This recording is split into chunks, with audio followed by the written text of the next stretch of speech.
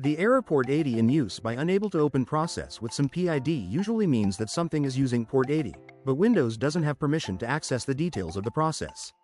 To fix this, follow these steps. For this, go to Search and type Task Manager and open it. Then under Search on Task Manager, just copy down PID from XAMPP control panel as shown here.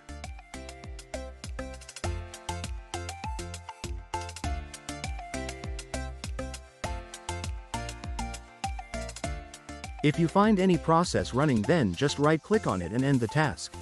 In my case, Apache HTTP server is running, so I am closing that. Now, just click on Apache in MySQL server, and you won't see that error message again.